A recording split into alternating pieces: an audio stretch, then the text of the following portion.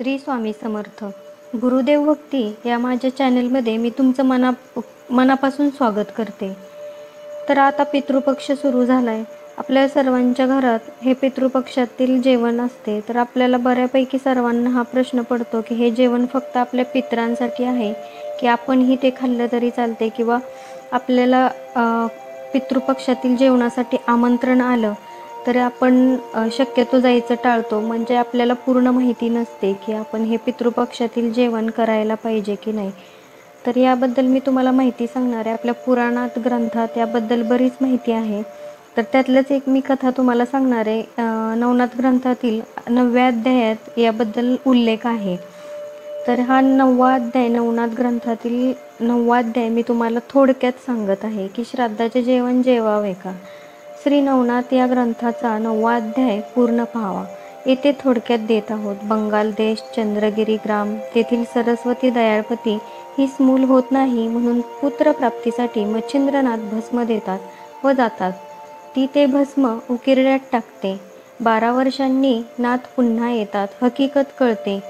ते उकिरड्यातून एक मुलगा बाहेर काढतात. त्याला नाव गोरक्ष देण्यात आले. गोरक्षनाथ यास घेऊन ते जगन्नाथपुरीकडे जाताना मध्ये कनकगिरी ग्रामात भूक लागली म्हणून थांबले. गोरक्षनाथाला जोळी देऊन भिक्षेसाठी पाठवले. गावात एके ठिकाणी श्राद्धाचे जेवण चालू होते. गोरक्षनाथाने भिक्षा मागितली. तेथील स्त्रीने एक ताट पूर्ण भरून दिले. कामापुरतं मिळालं म्हणून गोरक्ष ताट घेऊन आला आणि गुरुपुढे ठेवले. नाथ जेवले. त्यांना त्यातील वडा खूप आवडला. गोरक्षाला वडा आणण्यासाठी पाठवले. गोरक्ष गेला. बाई म्हणाली, पुन्हा फुकट देणार नाही, गुरुसाठी पाहिजे ना, मग डोळा काढून दे. गोरक्षनाथाने एक डोळा काढून दिला. बाईला वाईट वाटले. तिनं ताट वाढून दिले आणि डोळाही दिला. हाताने डोळा झाकून ताट गुरु पुढे ठेवले. काय झालं ते कळाले. गोरक्षनाथाचा डोळा पुन्हा बसवला आणि नंतर दोघांनी समाधानपूर्वक जेवण केले. हे जेवण कशाचे होते? श्राद्धाचे. कोणी खाल्ले? मच्छिंद्रनाथ आणि गोरक्षनाथ यांनी. कोण आहेत हे दोघे? आपल्या सांप्रदायिक गुरुपरंपरेतील मूळ मुख्य आदिनाथ मच्छिंद्रनाथ, गोरक्षनाथ, गहिनीनाथ, ज्ञाननाथ ज्यांनी संप्रदाय वाढवला ते. त्यांनी श्राद्धाचे जेवण केले. 2दा मागवून केले. त्यांनी जर श्राद्धाचे जेवण केले आहे तर आपण कोण आहोत श्राद्धाचे जेवण नाकारणारे? म्हणून कोणीही श्राद्धाचे जेवण करायला पाहिजे, नाकारू नये. महालय अमावस्या विशेष म्हणजे सर्व पितृ अमावस्या. सन 1319ची महालय अमावस्या, भाद्रपद अमावस्या, शुक्रवार, उत्तरा नक्षत्र, आंग्ल दिनांक 22 सप्टेंबर 1319. सिद्धांत प्रहर म्हणजे दत्तात्रयांची मध्यान्ह भिक्षेची वेळ. पिठापुरात अप्पलराज शर्मा पितृकर्मपूजेत श्राद्ध विधीत व्यस्त होते. इकडे स्वयंपाकघरात सुमती मातेकडून श्राद्ध भोजन स्वयंपाक जवळजवळ पूर्ण झाला होता.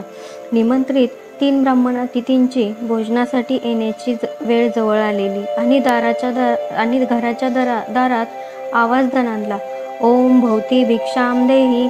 श्राद्धाच्या दिवशी पितृस्थानी व देवस्थानी निमंत्रित अतिथींचं भोजन झालेलं नसता इतरांना अन्न देणं म्हणजे रूढी नियमांच्या विरुद्ध. पण सुमती माता ही अनुसूयेचे सत्व व तत्व घेऊन आलेली, आधीच्या जन्मीची सुशीला. त्यात काही दिवस अगोदरच वडील बापनाचार्यांनी झालेल्या दृष्टांतानुसार सांगून ठेवलेले की बेटा दत्त कोणत्याही रूपात भिक्षेला येतील, त्यांना विनमुख वाटवू नकोस. हे आठवून माता सुमती श्राद्धाच्या तयार स्वयंपाकातील पदार्थ भिक्षेत देण्यासाठी दारात आले. तो समोर अवधूत उभे. त्यांनी विचारले की माते तुझी मनोकामना सांग. सुमती माती दत्ताचीच आई, त्यामुळे आम लोकांपेक्षा ती नक्कीच वेगळेच मागणार. ती म्हणाली की जुने जाणते लोक सांगतात की दत्तप्रभू 100 वर्षांपासून श्रीपाद श्रीवल्लभ रूपात दर्शन देत आहेत. मला त्यांचं दर्शन घ्यायची इच्छा आहे.